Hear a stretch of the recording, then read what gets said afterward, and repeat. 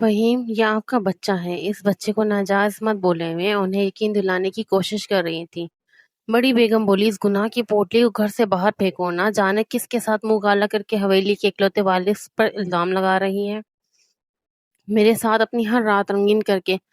فہیم شاہ نے حویلی سے دھکے دے کر نکلوا دیا، لیکن 2 دن بعد فہیم میرے گھر پہنچ گیا اور کہنے لگا، تمہارے وجود سے ابھی میری پیاس نہیں بجھی۔ یہ کہہ کر وہ مجھے بازو سے پکڑ کے کھینچتے ہوئے میرے کمرے کی طرف لے کے جا رہے تھے۔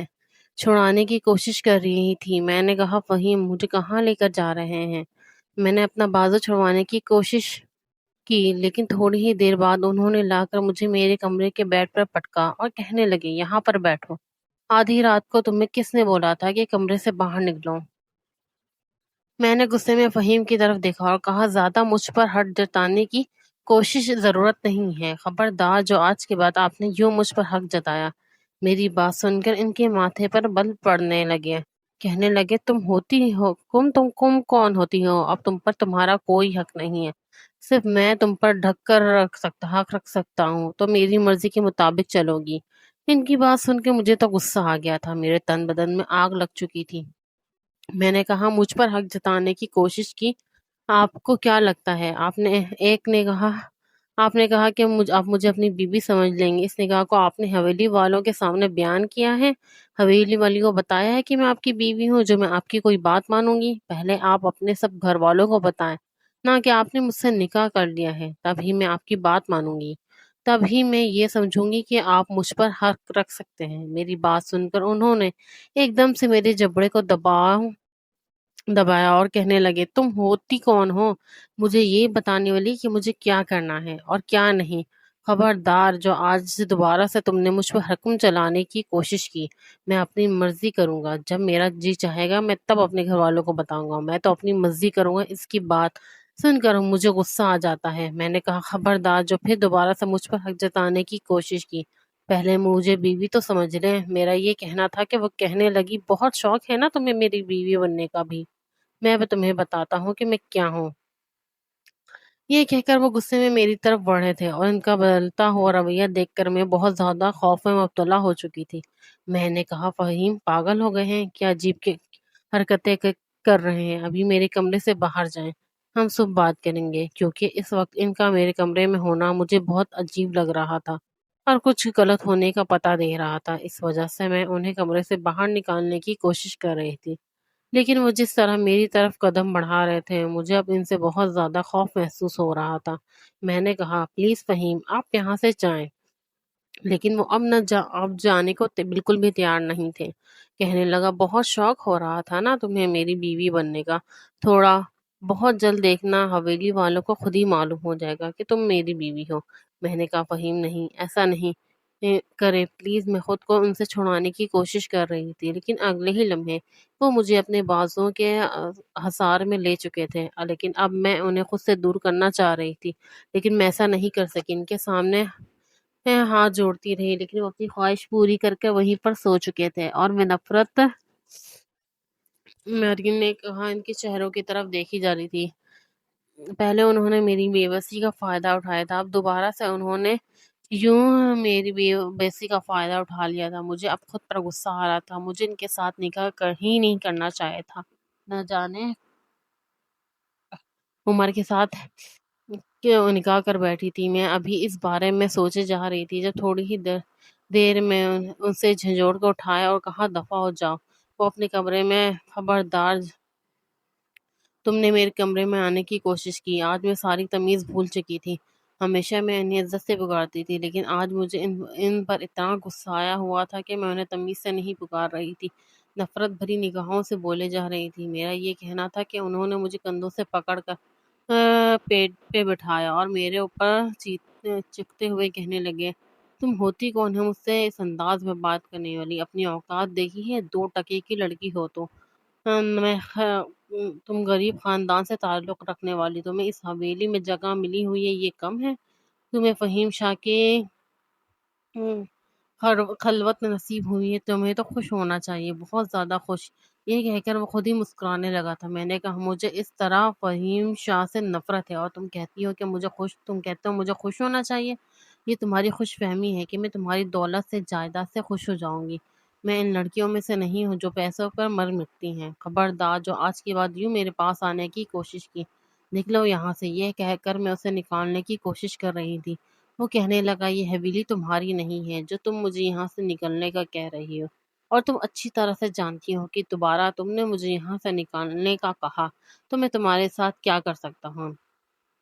ان کی باتیں سن کر مجھے بہت زیادہ خوف بھی محسوس ہو رہا تھا، لیکن اب میں ان کے پاس نہیں رہنا چاہتی تھی۔ میں نے کہا، میں اس حویلی سے چلی جاؤں گی۔ وہ کہنے لگا، جانے کی کوشش تو کرو، پھر دیکھو میں تمہارے ساتھ کیا کرتا ہوں۔ یہ کہہ کر وہ کمرے سے باہر چلا گیا تھا اور میں وہیں بیٹھ گئی اور اپنی بربادی کا ماتم منا رہی تھی۔ یہ سب کچھ میرے ساتھ کیا ہو چکا تھا؟ میں اپنی فیملی والوں کو، اپنے گھر والوں کو کیا جواب دوں گی؟ نہ جانے اماں ابا میرے بارے میں کیا سوچیں گے۔ مجھے اب بہت زیادہ خوف اور ڈر محسوس ہو رہا تھا۔ پہلے میں فہیم شاہ کے ساتھ نکاح کر کے اتنا بڑا قدم اٹھا چکی تھی۔ مجھے کتنا میری دوست نے منع کیا تھا، وہ بگڑا ہوا امیر زادہ ہے، وہ کچھ بھی کر سکتا ہے، تو میں اس کے ساتھ نکاح مت کروں۔ لیکن نہ جانے کیوں میں اس کے ساتھ نکاح کر بیٹھی تھی۔ اب میرا دل خوف سے کانپ رہا تھا۔ صبح ہی صبح میں بیڑی بیگم کے کمرے میں آ چکی تھی، ان کی میڈیسن وغیرہ دیکھ رہی تھی۔ میں ایک نرس تھی اور حویلی میں اسی وجہ سے آئی ہوئی تھی۔ مجھے بڑی بیگم کا خیال رکھنا ہوتا تھا، لیکن نہ جانے کیوں میں فہیم شاہ کی محبت میں گرفتار ہو گئی اور انہوں نے مجھ سے نکاح کر لیا تھا۔ لیکن اب مجھے احساس ہوتا تھا کہ میں نے کتنا غلط کیا ہے، مجھے ایسے ان کے ساتھ نکاح نہیں کرنا چاہیے تھا۔ میں بڑی بیگم کے پاس بیٹھی اپنے سوچوں میں گم تھی، جب بہت محبت بڑے انداز میں انہوں نے میرے ہاتھ پر ہاتھ رکھ کر کہا، وجیح بیٹا، تمہیں کیا ہوا ہے؟ تم آج بہت زیادہ پریشان لگ رہی ہو۔ ان کی بات سن کر میں نے مسکراتے ہوئے ان کی طرف دیکھا اور نفی میں سر ہلا دیا تھا۔ میں بڑی بیگم کی طرف دیکھے جا رہی تھی۔ انہیں کس قدر مجھ سے محبت تھی۔ مجھے معلوم تھا کہ اگر فہیم شاہ نے مجھے قبول کرنا بھی ہوا تو بڑی بیگم کبھی بھی انکار نہیں کریں گی۔ وہ مجھے اپنی بہو کے طور پر ضرور قبول کر لیں گی، کیونکہ وہ مجھے بہت اچھا سمجھتی تھی۔ لیکن مجھے نہیں معلوم تھا محض یہ میری خوش فہمی ہے۔ وہ میرے بارے میں کیا سوچتی ہیں، یہ تو میں نے کبھی سوچا بھی نہیں تھا۔ بڑی بیگم کی میڈیسن وغیرہ دینے کے بعد، ان کے سونے کے بعد میں کمرے سے باہر آئی تو سامنے ہی ملازمہ چائے والی ٹرے لے کر آ رہی تھی۔ اس نے مجھے وہ پکڑائی اور کہنے لگی، ایک کام کرنا، یہ فہیم صاحب کے کمرے میں رکھ جاؤ، ان کا ناشتہ ہے، مجھے ابھی بہت زیادہ کام کرنا ہے۔ یہ کہہ کر وہ مجھے ٹرے پکڑاتی ہوئی چلی گئی۔ اس نے میری دوسری بات بھی نہیں سنی، لیکن اس وقت میں فہیم کا سامنا نہیں کرنا چاہتی تھی۔ بار بار میری آنکھوں کے سامنے رات والا منظر گھوم رہا تھا۔ اس کی وجہ سے میں دوبارہ اس کے پاس نہیں جانا چاہتی تھی، لیکن مجبوری تھی۔ میں نے وہ ٹرے پکڑی اور دھیرے دھیرے چلتی ہوئی فہیم کے کمرے میں داخل ہوئی تو وہ سامنے ہی گہری نیند سو رہا تھا۔ میں نے ٹیبل پہ چائے رکھی اور کہا، اٹھ جائیں، یہ آپ کا ناشتہ ہے۔ یہ کہہ کر میں جانے لگی کہ اچانک ہی وہ کہنے لگا، رکو، میری بات سنو۔ میں نے مڑ کر اس کی طرف دیکھا۔ وہ اپنی آنکھوں کو مسلتا ہوا میری چہرے کی طرف دیکھتا ہوا مجھے اپنے پاس بلا رہا تھا۔ میں دھیرے دھیرے ڈرتی ہوئی چلتی ہوئی اس کے پاس آئی تو اس نے اچانک ہی میری بازو سے پکڑ کے کھینچا تو میں سیدھا اس کے بیڈ پہ جا گری۔ میں نے کہا، یہ کیا بدتمیزی ہے، چھوڑو میرا ہاتھ۔ میں اپنا ہاتھ چھڑوانے کی کوشش کر رہی تھی۔ وہ کہنے لگا، اتنی سی بات تمہیں بدتمیزی لگ رہی ہے، اور جو کل رات تھا وہ کیا تھا؟ وہ اپنے چہرے پہ شیطانی مسکراہٹ سجاتے ہوئے بولے جا رہا تھا، اور میں نے نفرت بھری نگاہوں سے اس کے چہرے کی طرف دیکھا اور کہا، آج کے بعد دوبارہ آپ نے مجھ سے اس انداز میں بات کرنے کی کوشش کی؟ پھر وہ کہنے لگا، اور دھمکیاں دھمکیاں تو بہت زیادہ دیتی ہو، ابھی تم میرے بارے میں نہیں جانتی ہو۔ انہوں نے میرا بازو پکڑا ہوا تھا، لیکن فوراً ہی میں اپنا بازو چھٹکتی ہوئی وہاں سے باہر چلی گئی تھی۔ اس کے بعد میں کبھی بھی ان کے پاس نہیں گئی۔ میں رات ہوتے ہی اپنے کمرے کا دروازہ بند کر لیتی تھی۔ میں اس رشتے کو ختم کرنا چاہتی تھی۔ میں چاہتی تھی کہ میں جب اس حویلی سے جاؤں تو اسے طلاق لے کر جاؤں، کیونکہ مجھ سے غلطی ہو چکی تھی۔ مجھے اس کے ساتھ نکاح نہیں کرنا چاہیے تھا۔ میں خود کو لعنت ملامت کر رہی تھی۔ اسے معلوم ہو چکا تھا کہ میں اس سے طلاق لینا چاہتی ہوں۔ وہ کہنے لگا، اگر تم نے مجھ سے طلاق لینے کی کوشش کی تو تم سوچ بھی نہیں سکتی میں تمہارے ساتھ کیا کر سکتا ہوں۔ پھر ساری عمر تم پچھتاتی پھروگی۔ لیکن میں نے اس کی بات کا کوئی جواب نہیں دیا تھا۔ پچھلے کچھ دنوں سے میں جانے کیا سوچ رہی تھی۔ بڑی بیگم کہنے لگی، بیٹا بس 1 مہینہ اور رک جاؤ۔ میں نے تمہارے ماما بابا سے اجازت لی ہوئی ہے تو وہ تمہیں کچھ بھی نہیں کہیں گے۔ میں نے کہا، دیکھیے بڑی بیگم جی، اب مجھے واپس جانا چاہیے۔ یہاں پر رہتے ہوئے مجھے کتنے زیادہ مہینے ہو چکے ہیں، میں تھک چکی ہوں۔ میں واپس جانا چاہتی ہوں، آپ کسی اور نرس کا بندوبست کر لیں۔ میری بات سن کر وہ کہنے لگی، نہیں بیٹا، میں تو تمہاری عادی ہو چکی ہوں۔ میں نے ان کی طرف دیکھا، ابھی میں اچانک اٹھ کر جانے ہی لگی تھی جب میں وہیں گر کر بے ہوش ہو چکی تھی۔ جب مجھے ہوش آئی تو بڑی بیگم وہیں تھی اور حویلی کی کچھ ملازمائیں تھی۔ جیسے ہی مجھے ہوش آئی تو بڑی بیگم کہنے لگی، اٹھا کر اس لڑکی کو باہر پھینک دو، تبھی تو اسے یہاں سے جانے کی پڑی ہوئی تھی۔ اسے تو کچھ نہیں لگ چکے، اس کے تو چسکے لگ چکے ہیں۔ میں حیرت سے بڑی بیگم کی طرف دیکھ رہی جا رہی تھی۔ انہیں اچانک سے کیا ہو گیا؟ میں نے کہا، بڑی بیگم کیا ہوا ہے؟ وہ کہنے لگی، 2 ٹکے کی گھٹیا لڑکی، حویلی میں رہتے ہوئے تو نے اپنی اوقات دکھا دی نا۔ یہ تم کیا کرتی پھر رہی تھی اس حویلی میں رہتے ہوئے؟ مجھے بڑی بیگم کی باتوں کی سمجھ نہیں آ رہی تھی۔ ٹھیک ہے، وہ مجھے کیا کہنا چاہتی ہیں، لیکن اگلی بات جو بڑی بیگم نے کہی وہ سن کر میرے رونگٹے کھڑے ہو گئے تھے۔ میں نے نفی میں سر ہلاتے ہوئے کہا، نہیں بیگم، آپ ایسا کیوں بول رہی ہیں؟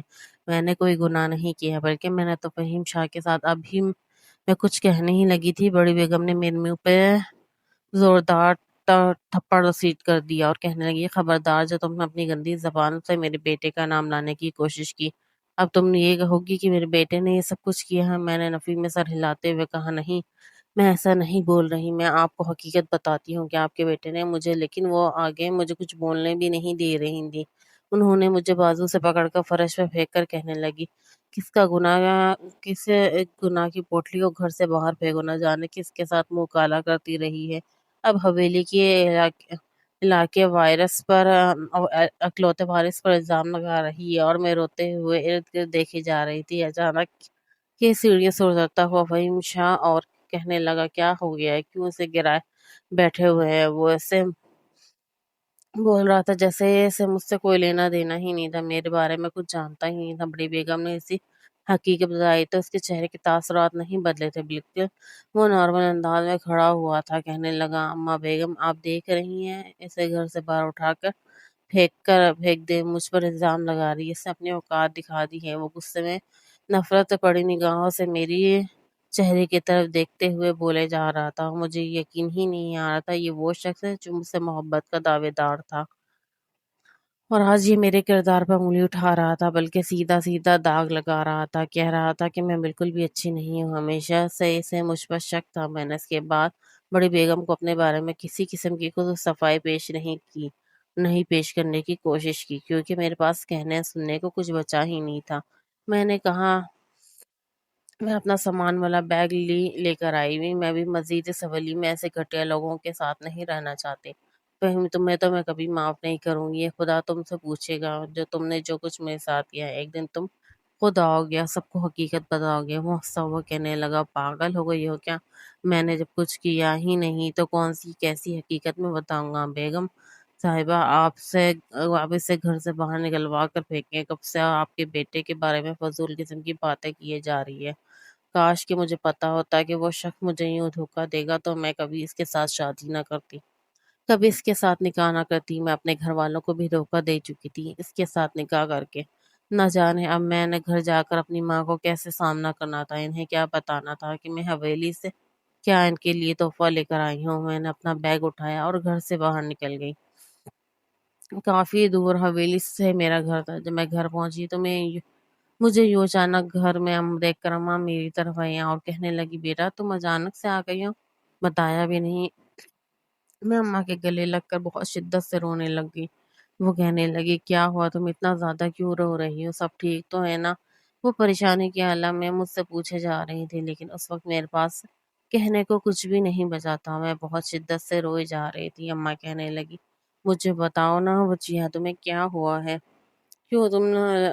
کیا تم لڑ کر آئی ہو جو اتنا زیادہ رو رہی ہو؟ میں نے کہا، اماں آپ کو پتا ہے میں نے کیا کیا ہے؟ میرے ہاتھ کپ کپا رہے تھے، میرا پورا وجود کپ کپا رہا تھا۔ اور اماں مجھے دیکھتی ہوئی کہنے لگی، وجیہہ کیا کیا ہے؟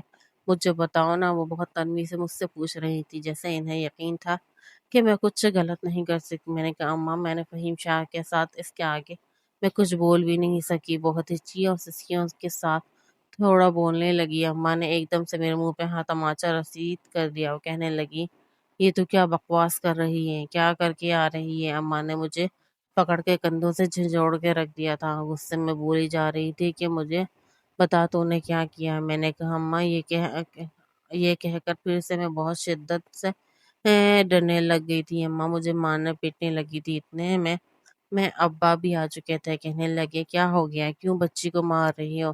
چھوڑو، اتنی بڑی ہو گئی، ابھی تک تو اسے مارے گی۔ ابھی وہ ان سے مجھے چھڑوانے کی کوشش کر رہے تھے۔ میرے ابا کے ساتھ لگی بہت شدت سے روئے جا رہی تھی۔ اس وقت مجھے احساس ہو رہا تھا کہ میں کتنی بڑی غلطی کر چکی ہوں۔ جب اماں کو معلوم ہوگا تو نہ جانے وہ کیا بولیں گے۔ میں خاموش ہو چکی تھی، میں مزید ابا کو بھی کوئی بات نہیں بتانا چاہتی تھی۔ میں کمرے میں آ گئی، میں نے خود کو کمرے میں بند کر لیا تھا، دروازے کے ساتھ ٹیک لگائے میں بہت شدت سے روئی جا رہی تھی۔ بار بار میری آنکھوں کے سامنے فہیم شاہ کا چہرہ آ رہا تھا، نہ جانے کیوں اس نے میرے ساتھ اتنا بڑا ظلم کیا تھا۔ میں تو بس یہ سوچے جا رہی تھی۔ 3 دن گزر چکے تھے، دوبارہ میں نے نہ فہیم سے کوئی بات کی تھی، نہ اسے کال میسج کیا تھا، کیونکہ میں تو باہر اس شخص کو منہ ہی نہیں لگانا چاہتی تھی۔ مجھے اس سے بہت زیادہ نفرت ہو چکی تھی۔ 2 دن بعد رات کے تقریباً 12 بجے کا وقت تھا، ابھی بھی میں مسلسل روئے جا رہی تھی۔ میں نے اپنے بابا کو ابھی تک یہ بات نہیں بتائی تھی کہ میں فہیم شاہ کے بچے کی ماں بننے والی ہوں، اور جس طرح حویلی والوں نے مجھے باہر نکالا تھا تو میں بہت زیادہ ٹوٹ چکی تھی۔ مجھے بار بار وہ لمحہ یاد آتا تھا جب میں فہیم کے سامنے کوئی بھی تھی، ڈول بھی تھی، اسے کہا بھی تھا کہ حویلی والوں کو حقیقت بتا دو، لیکن اس شخص نے بڑے کردار پڑھی، دوبارہ سے داغ لگا دیا، مجھے داغدار کر دیا۔ ایسا لگ رہا تھا جیسے سب کچھ ختم ہو چکا۔ میں ابھی بھی اداسی کی حالت میں بیٹھی ہوئی تھی جب مجھے کمرے کا دروازہ کھلنے کی آواز آئی۔ میں نے نگاہیں اٹھا کر دیکھا تو سامنے ہی فہیم کھڑا ہوا تھا، کمرے کا دروازہ بند کر رہا تھا۔ میں ایک دم سے بیٹھ سے اٹھی اور کہا، تم اس وقت یہاں پر کیا کر رہے ہو؟ میری بات سن کر وہ کہنے لگا، دیکھو لڑکی، تم میں بہت عجیب سا نشہ ہے، نہ جانے کیوں پھر سے میں تمہارے پاس چلا آیا ہوں، تو تم سے دور رہنا میری بس کی بات نہیں۔ یہ کہہ کر وہ میرے پاس آ چکا تھا۔ خبردار جو تم نے دوبارہ میرے گھر آنے کی کوشش کی، میں نے غصے میں چلاتے ہوئے کہا۔ تو مجھ سے پکڑ کر اپنے قریب کر چکا تھا، کہنے لگا، میں تمہیں اتنی آسانی سے نہیں چھوڑنے والا ہوں۔ تمہارے پیٹ میں میرا بچہ موجود ہے، اور تمہیں کیا لگتا ہے میں اتنی آسانی سے تمہیں چھوڑ دوں گا؟ نہیں، ایسا تو بالکل بھی نہیں ہے۔ بیوی ہو تم میری، اپنے گھر والوں کو ان سب کے بارے میں بتا دیا ہے۔ اور مجھے اپنے قریب کرتا ہوا بولے جا رہا تھا۔ میں تو قسم کھا کر اس دور ہونے کی کوشش کر رہی تھی۔ میں نے کہا، پلیز، میں بتا رہی ہوں کہ میں تمہیں چھوڑوں گی نہیں، مجھ سے دور رہو۔ میں غصے میں چلاتے ہوئے بولی جا رہی تھی جب میرے کمرے کا دروازہ کھلا اور باہر سے بابا کی آواز آ رہی تھی۔ کہنے لگی، کیا ہوا ہے بجیا، تم یہ چلا کیوں رہی ہو؟ بابا کی آواز سن کر میرے رونگٹے کھڑے ہو چکے تھے۔ تھوڑی دیر ہی بعد فہیم کہنے لگا، کچھ نہیں انکل، میں ہوں آپ کی بیٹی کے پاس۔ اس کا کی یہ بات سن کر میرے تن بدن میں آگ لگ چکی تھی۔ میں نے غصے میں اسے خود سے دور دھکا دیا تھا جب بابا دروازہ کھول کر اندر آ چکے تھے، اور ان کو نگاہوں سے ملی تھی، اور میری نگاہیں ان کی نگاہوں سے ملی تھی۔ کہہ رہی تھی، آئے سسر جی، کیا ہے نا، آپ کی بیٹی سے ملنے آیا تھا، اپنی بیوی سے تو بہت زیادہ مجھے غصہ دکھا رہی، شاید اس نے آپ کو اپنی حقیقت نہیں بتائی۔ میں بابا کی طرف دیکھی جا رہی تھی، فوراً ہی میری نگاہیں جھک چکی تھی۔ بابا میری طرف آئے اور غصے میں کہنے لگے، جی یہ سب کچھ کیا ہے؟ فہیم کیا بول رہا ہے؟ بابا غصے میں چلاتے ہوئے بولے جا رہے تھے، اور بابا کی بات سن کے میں بہت زیادہ پریشان ہو گئی تھی۔ میں نے نفی میں سر ہلاتے ہوئے کہا، نہیں بابا، ایسا کچھ نہیں ہے۔ میں نے سوچا تھا کہ میں بابا کو بات میں آرام سے بتا دوں گی، لیکن فہیم نے میری پریگننسی رپورٹس اور نکاح نامہ بابا کے ہاتھ میں تھما دیا اور کہنے لگا، یہ دیکھیں، اگر آپ کو یقین نہیں آ رہا تو یہ دیکھ لیں، میں ثبوت ساتھ لایا ہوں، اور اپنی بیوی کو بھی یہاں سے لینے آیا ہوں۔ میں اس کے بغیر رہنا میرے بس کی بات نہیں ہے۔ میں غصے میں فہیم کی طرف دیکھی جا رہی تھی۔ اس نے یہ سب کچھ کیا کر دیا تھا؟ بابا کی نگاہوں میں اس نے مجھے گرا دیا۔ تو میں نے کہا، بابا نہیں، ایسی بات نہیں ہے، میں اس سے پہلے کچھ اور کہہ پاتی بابا نے بہت زور سے تماچا میرے منہ پہ رسید کر دیا اور کہنے لگے مجھے تم سے ایسی امید نہیں تھی، تم تو میرا غرور تھی، فکر تھی، لیکن یہ تم نے یہ کیا کیا کیا ہے، تم نے میرے غرور کو خاک میں ملا دیا ہے، میں نے کبھی نہیں سوچا بھی نہیں تھا تم ایسا کرو گی۔ بابا غصے میں بولے جا رہے تھے اور میں بابا کی طرف دیکھی جا رہی تھی۔ میں نے کہا نہیں بابا، ایسی بات نہیں ہے، پلیز بابا ایک دفعہ میری بات تو سنیں۔ میرے چلاتے ہوئے بابا کو بتانے کی کوشش کر رہی تھی، لیکن بابا نے کہا نکل جاؤ اس گھر سے، تمہارے لیے اس گھر میں کوئی بھی جگہ نہیں ہے۔ میں فہیم کو غصے میں دیکھی جا رہی تھی، یہ اس نے کیا کر دیا تھا، بابا کی نگاہوں میں مجھے گرا دیا تھا۔ میں نے کہا لیکن میری بات سمجھنے کی کوشش کرے، لیکن بابا کہنے لگے مجھے تمہاری کوئی بات نہیں سننی، کچھ بھی نہیں سننا، نکل جاؤ اس گھر سے۔ یہ کہہ کر بابا نے مجھے بازو سے پکڑ کے گھر سے باہر نکال دیا تھا۔ فہیم بھی پیچھے پیچھے آ چکا تھا، کہنے لگا چلو میری جان، تمہیں اپنے گھر لے کر چلتا ہوں۔ میں نے کہا نہیں، مجھے تمہارے ساتھ کہیں بھی نہیں جانا، ہاں کہیں جا کر مر جاؤں گی لیکن تمہارے ساتھ نہیں جاؤں گی۔ میں اسے خود سے چھڑوانے کی کوشش کر رہی تھی اور کہنے لگا دیکھو زیادہ غصہ نہیں کرتے، غصہ صحت کے لیے بالکل بھی اچھا نہیں ہوتا۔ یہ کہہ کر وہ مجھے اپنے ساتھ لگائے گاڑی تک لے آئے۔ اس نے گاڑی کا دروازہ کھولا۔ میں میرے پاس دوسرا راستہ نہیں تھا، میں اتنی رات کو کہاں جا سکتی تھی، اسی وجہ سے میں گاڑی میں بیٹھ گئی۔ تھوڑی دیر بعد گاڑی حویلی کے سامنے رکی تھی، وہ مجھے بازو سے پکڑے حویلی کے اندر لے کر داخل ہوا۔ رات کافی ہو چکی تھی، اس وجہ سے حویلی میں بالکل سناٹا چھایا ہوا تھا، جیسے سب سو چکے تھے۔ میں اٹھ کر دیکھی جا رہی تھی، کہنے لگا ڈرنے کی ضرورت نہیں ہے، میں سب حویلی والوں کو بتا دوں گا۔ یہ کہہ کر وہ مجھے اپنے کمرے کی طرف لے کر جا رہا تھا۔ میں نے غصے میں اپنا بازو چھڑوایا، میں نے کہا مجھے تمہارے ساتھ نہیں جانا، م- مجھے واپس جانا ہے۔ میں بہت شدت سے ڈرنے لگی تھی۔ وہ کہنے لگا دیکھو زیادہ ڈرامے لگانے کی ضرورت نہیں ہے۔ یہ کہہ کر وہ مجھے اپنے کمرے میں لا چکا تھا، اس نے لا کر مجھے بیڈ پہ پھینکا۔ میں اس کی نیت سے اچھی طرح واقف تھی کہ وہ مجھے یہاں پر کیوں لے کر آیا ہے اور اس کو کیا مقصد تھا۔ اس نے مجھے بیڈ پہ بٹھایا اور کہنے لگا چلو شاباش، اب یہاں پر بیٹھو، مجھے تم سے کچھ بات کرنی ہے۔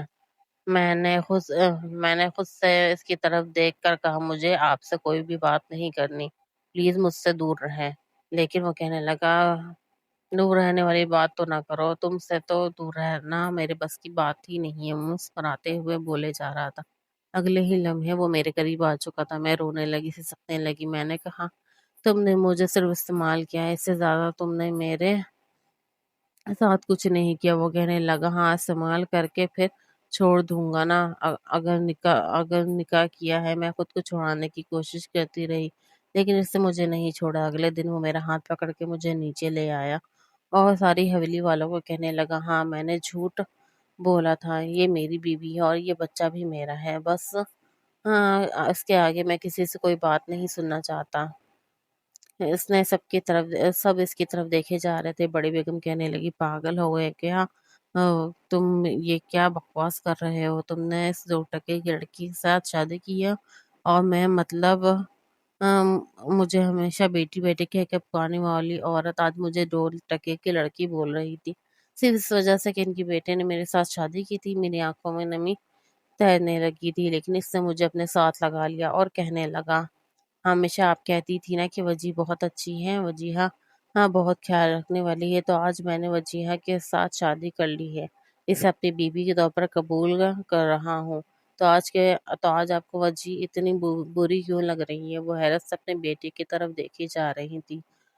ہمیشہ ان کی بات ماننے والا بیٹا آج ان کے سامنے کھڑا ہو چکا تھا۔ وہ کہنے لگا شاید میں وجیہہ کو کبھی قبول نہ کرتا، لیکن آپ لوگوں نے جو کچھ اس کے ساتھ کیا ہے مجھے حیرت ہوئی تھی، کاش کہ آپ لوگ یقین کر لیتے مجھ پر۔ آپ لوگوں کو زیادہ یقین تھا لیکن وہ سچ بول رہی تھی، اس دن بھی اس نے سچ بولا تھا لیکن آپ لوگوں نے یقین نہیں کیا۔ یہ میری بیوی ہے، آپ لوگوں کے اس بات کو تسلیم کرنا ہوگا، اگر نہیں بھی کریں گے تو مجھے کوئی فرق نہیں پڑے گا۔ یہ کہہ کر وہ اپنے ساتھ لگاتا وہ مجھے واپس کمرے میں لے کر آ گیا تھا۔